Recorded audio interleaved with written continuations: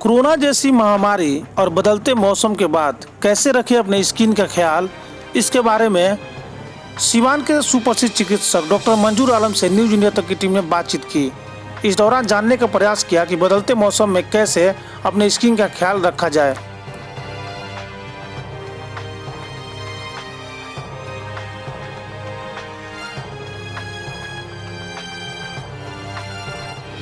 वर्तमान समय में कोरोना वायरस का संक्रमण चारों तरफ दिखाई दे रहा है। विश्व स्वास्थ्य संगठन WHO वर्ल्ड हेल्थ ऑर्गेनाइजेशन का ताजा रिपोर्ट कहीं न कहीं लोगों के ऊपर एक तरह से दहशत फैला भी रहा है, क्योंकि कोरोना वायरस को लेकर के विश्व स्वास्थ्य संगठन WHO ने इसे ग्लोबल एपिडेमिक घोषित किया है, वैश्विक महामारी घोषित किया है।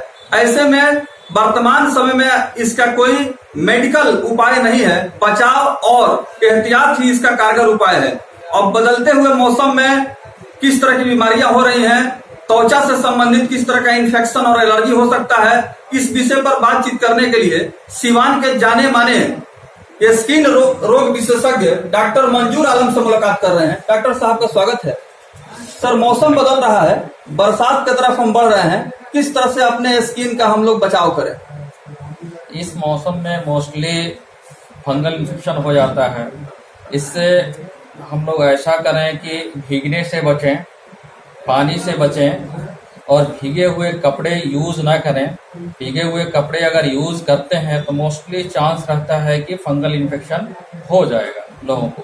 और एक दूसरे का कपड़ा शेयर ना करें, एक दूसरे का टॉवल शेयर ना करें, एक दूसरे का सोप शेयर ना करें। इससे इस इन्फेक्शन से हम बच सकते हैं। इसमें मोस्टली लोगों को देखा गया है कि मलेरिया रूबरा बीमारी हो जाती है, जो सर्दी गर्मी से होता है, ज्यादा स्वेटिंग एक्सेस स्वेटिंग से भी होता है।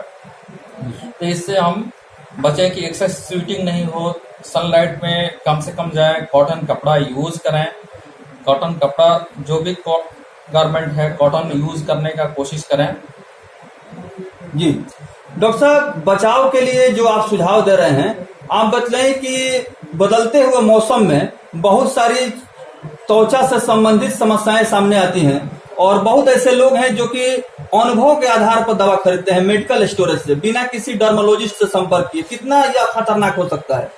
ये तो बहुत खतरनाक हो सकता है कि किसी भी मेडिकल स्टोर से कोई भी दवा, किसी भी बीमारी की दवा, स्किन की दवा छोड़ दीजिए, किसी भी बीमारी की दवा किसी भी केमिस्ट के सुझाव से नहीं लेना चाहिए, किसी न किसी डॉक्टर के सुझाव से ही लेना चाहिए। जी, डॉक्टर मंजूर आलम हमसे बातचीत कर रहे हैं, न्यूज इंडिया तक से मुखातिब हैं। डॉक्टर साहब, आपसे जानना चाहेंगे कि बचाव को लेकर के जो आप सुझाव या उपाय बतला रहे हैं, अगर इसको अपनाया जाए, अनुसरण किया जाए तो निश्चित रूप से काफी बचाव हो सकता है। काफी बहुत सारा बचाव हो सकता है। इससे ये सारी बीमारी जैसे फंगल इन्फेक्शन हो गया, मलेरिया रूबरा हो गया, एलर्जी हो गया, ये सब चीज नहीं होगा। जी, कोरोना वायरस को लेकर के चूंकि सभी चिकित्सकों का सुझाव हम प्राप्त कर रहे हैं, ये स्किन के ऊपर इसका क्या प्रभाव हो सकता है, या इससे मतलब उससे कोई संपर्क नहीं है? अभी तक तो ऐसा कुछ नहीं देखा गया है कि स्किन पे कुछ उसका अपीयरेंस हो। हाँ, ये है कि बहुत सारे लोग आजकल हैंड सैनिटाइज लगा रहे हैं, उससे बचने का कोशिश करें। अच्छा है कि ग्लव्स यूज करें, नहीं तो सोप से वॉश करें, नहीं तो उससे कांटेक्ट डर्मेटाइटिस हो सकता है। जी, अभी बरसात के मौसम में जो सामान्य त्वचा से संबंधित बीमारियां हैं, शुरुआती दौर में इसका अंदाजा नहीं लग पाता है, लेकिन लापरवाही के कारण धीरे धीरे यह जटिल होते जाता है। ऐसे में शुरुआती अवस्था में अगर आकर के संपर्क किया जाए तो कितना इसका ज्यादा प्रभाव पड़ सकता है? अगर इनिशियली मिले डॉक्टर से तो वो बीमारी को बहुत जल्दी और बहुत कम मेडिसिन में कंट्रोल किया जा सकता है। जी जी, सिवान के जाने माने स्किन रोग विशेषज्ञ, त्वचा रोग विशेषज्ञ डर्मोलॉजिस्ट डॉक्टर मंजूर आलम से हमारी बातचीत हो रही है। डॉक्टर साहब का कहना है कि बदलते हुए मौसम में जो होने वाली बीमारियां हैं, विशेष करके जो स्किन से संबंधित है, चर्म रोग की बीमारियां हैं, इससे बचाव के लिए आप हमेशा सतर्क रहें। भीगे हुए कपड़े को ज्यादा इस्तेमाल न करें, कोशिश ये करें कि इसका इस्तेमाल बिल्कुल ना हो। साथ ही साथ दूसरे लोगों का जो कपड़ा है वो बिल्कुल अपने शरीर पर इसका इस्तेमाल नहीं हो, क्योंकि संक्रमण फैलने का खतरा ज्यादा होता है। वर्तमान समय में सिवान जिला की जो तस्वीर सामने आ रही है, विशेष करके कोरोना वायरस के संक्रमण को लेकर के जगह जगह पर इसकी चर्चा हो रही है और जितने भी सिवान के सुविख्यात चिकित्सक हैं अपनी व्यक्तिगत अभिव्यक्ति के माध्यम से, अपने विचारों के माध्यम से समाज को जागरूक करने की कोशिश कर रहे हैं। इसी कड़ी में सिवान के जाने माने स्किन स्पेशलिस्ट डॉक्टर मंजूर आलम से हम बात कर रहे हैं। डॉक्टर साहब, क्या संदेश देना चाहेंगे कोरोना वायरस से बचने के लिए? हम चाहेंगे कि बहुत सारे डॉक्टरों का आप लोगों ने इंटरव्यू लिया है, सब लोगों ने कुछ ना कुछ सजेशन दिया ही होगा और बहुत दिनों से लोग देते आ रहे हैं। WHO का भी सजेशन है।